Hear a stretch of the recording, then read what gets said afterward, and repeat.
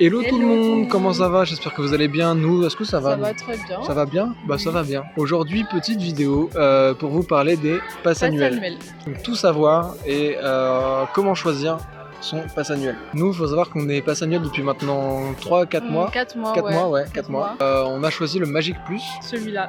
On va d'abord, dans un premier temps, vous expliquer quels sont les différents passes annuels qu'on peut choisir. Il y en a 4 différents.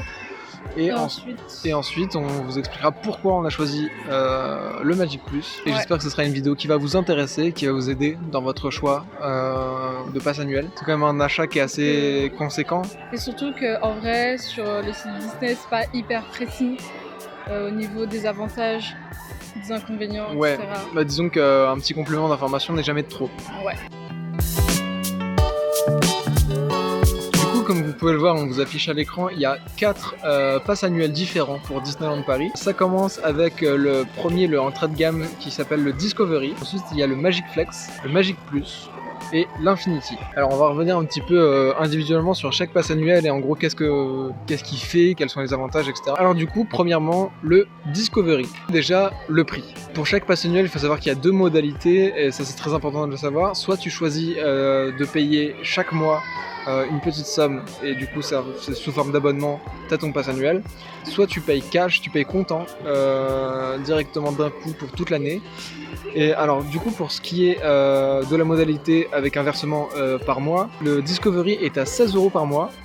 Et sinon, en comptant, il est à 229 € pour l'année. Quoi qu'il arrive, le pass annuel, voilà, c'est un investissement. Ça, c'était le prix de l'Infinity. C'était le prix de l'Infinity. Il y a quelques années, c'était le prix de l'Infinity. Ouais, parce qu'en fait, les passes annuels, le problème, c'est qu'ils font que d'augmenter les prix. Ouais. Donc si jamais vous avez un doute sur le fait que vous voulez en acheter un, on ne veut pas vous presser. Mais grouillez-vous. Mais ouais. Alors sinon au niveau des avantages, qu'est-ce que ça donne le Discovery? Il permet seulement de venir sur le parc pendant 150 jours par an, c'est-à-dire qu'il y a un calendrier de disponibilité des dates parmi lesquelles vous pouvez aller gratuitement sur le parc. Et ce calendrier, il ne compte que 150 jours dans l'année. Et c'est les 150 jours de la période basse, donc les périodes où il y a le moins de monde. Et c'est aussi la période du coup où beaucoup de gens sont en travail. C'est souvent la rentrée ou en janvier, etc. C'est le genre de moment où personne quasiment peut y aller. Pour ce qui est des autres avantages, il n'y en a pas vraiment beaucoup, parce que le parking, il est en option, à 60 €, ouais. Ce qui est vraiment pas rentable. Il n'y a pas de réduction pour les boutiques, il n'y a pas de réduction pour les hôtels, il n'y a pas de réduction pour les restaurants, il n'y a pas le photopass, il n'y a pas les billets, ce qu'on appelle les billets privilèges. En gros, les billets privilèges, qu'est-ce que c'est? C'est quand tu es pass annuel, tu peux faire profiter de ce qu'on appelle des billets privilèges à des gens qui ne sont pas pass annuels, qui leur permettent de payer beaucoup moins cher leur place quand ils viennent sur le parc avec vous.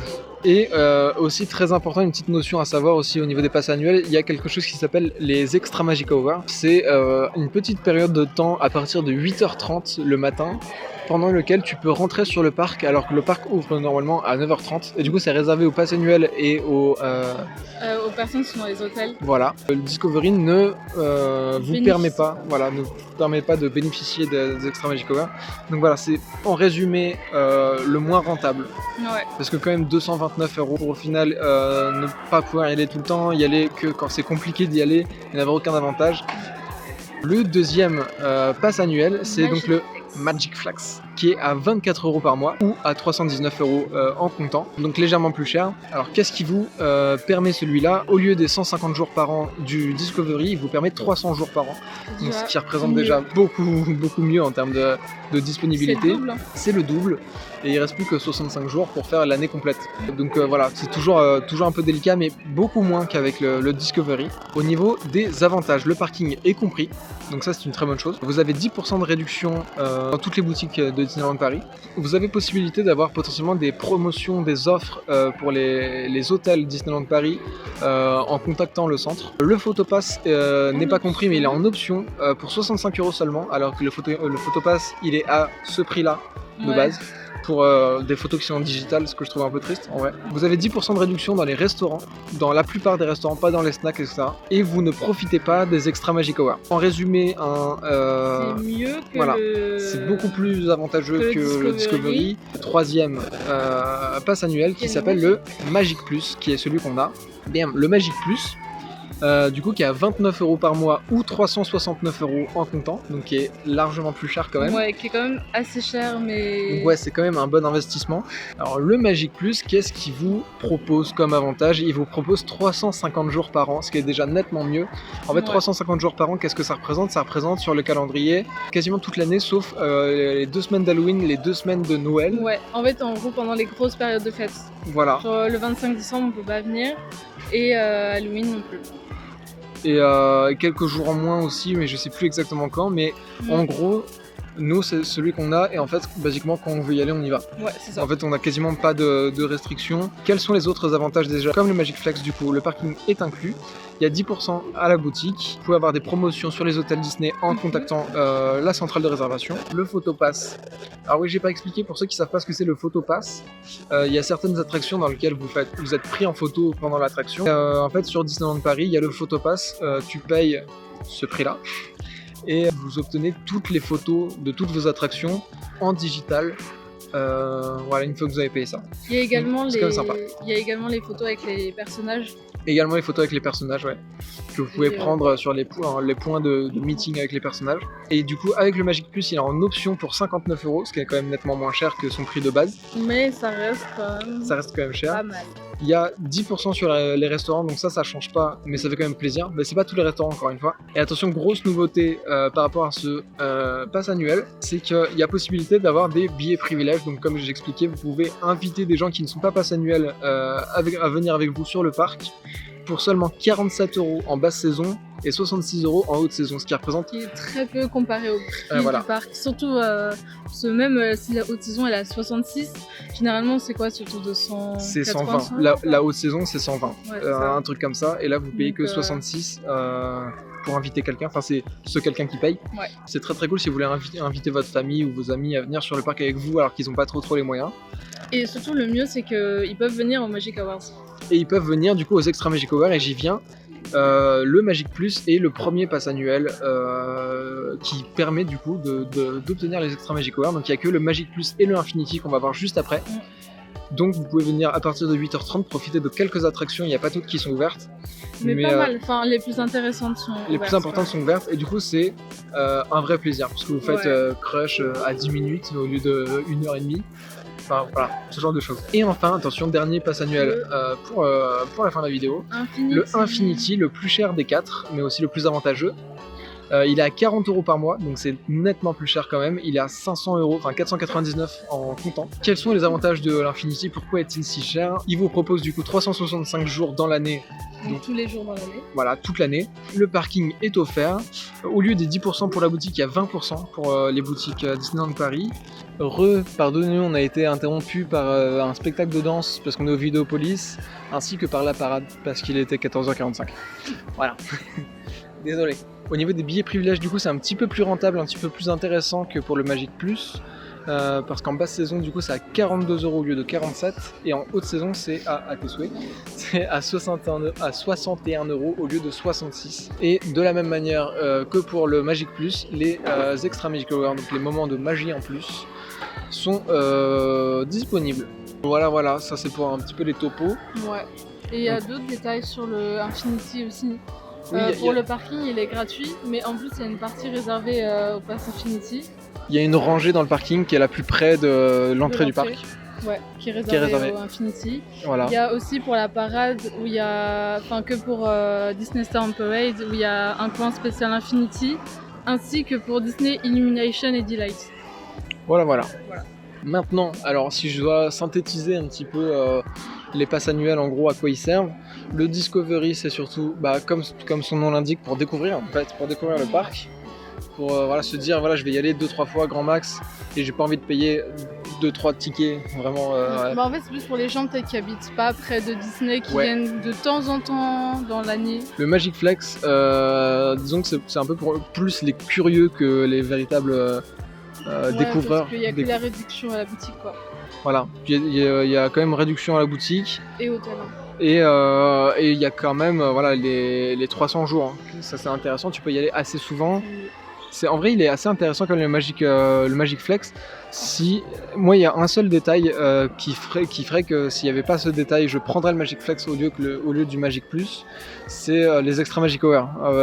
C'est le seul gros défaut pour moi du Magic Flex, c'est qu'il n'a pas les Extra Magic Hour. Sinon, en vrai, les 300 jours, c'est très intéressant. Les réductions à la boutique, c'est intéressant. Le parking, voilà, c'est très cool. Magic Plus, du coup, c'est pour les gens qui veulent y aller souvent, qui veulent un peu profiter du parc sans payer non plus super cher et en profitant des Extra Magic Hour. C'est un bon compromis.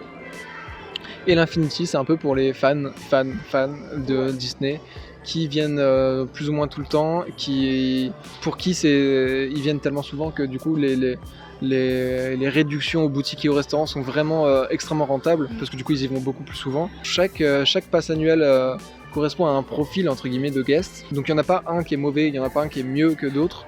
C'est en fonction de vous, c'est en fonction de quelles sont vos attentes par rapport à Disneyland.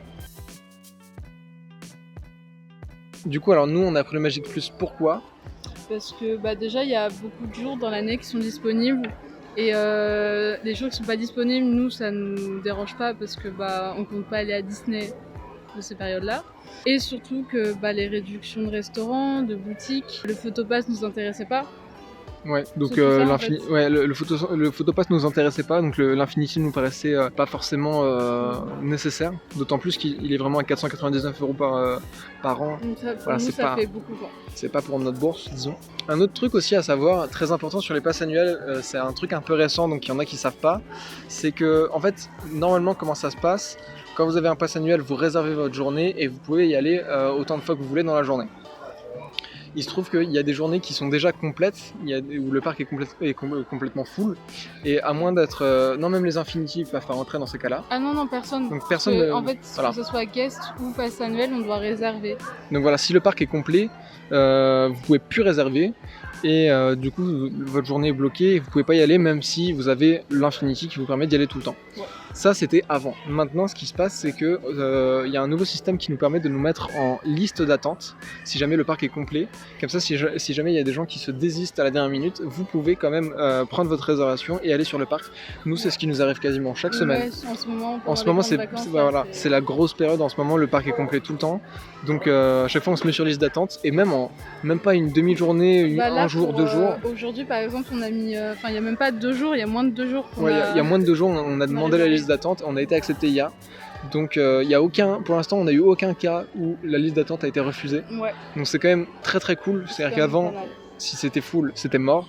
Aujourd'hui, si c'est full, vous mettez en liste d'attente et il y a de grandes chances pour que vous puissiez quand même y aller. Ouais. Voilà, donc en gros, basiquement c'était un peu le topo des passes annuels. J'espère que cette vidéo aurait pu vous aider à faire votre choix et surtout n'écoutez pas n'écoutez pas notre avis en pensant que c'est l'avis suprême et que ça y est, c'est bon, ils ont dit que le Magic Plus était plus rentable par exemple, et du coup je vais prendre le Magic Plus. Je vous invite à aller regarder d'autres vidéos de d'autres youtubeurs Disney qui parlent de ça parce qu'ils ont aussi leur conception du pass annuel. Il y a beaucoup de pass Infinity chez youtubeurs Disney qui vont vous expliquer un peu mieux quels sont tous les avantages du pass Infinity puisqu'il y en a encore plus que ce qui est indiqué. Bon, en tout cas j'espère que ça va quand même un peu aiguiller sur votre futur achat si jamais vous prenez un pass annuel. Si vous en prenez un, à bientôt sur le parc, parce que nous on sera là. Ouais, on est très souvent là quand même. On est souvent là. On espère que cette petite vidéo vous aura plu. On espère. On espère très fort. J'en rêve la nuit. C'est pas vrai. Voilà, sur ce, je vous mets toutes les informations sur le pass annuel en barre d'infos en description. On vous fait des poutous. Bisous. Et gros bisous.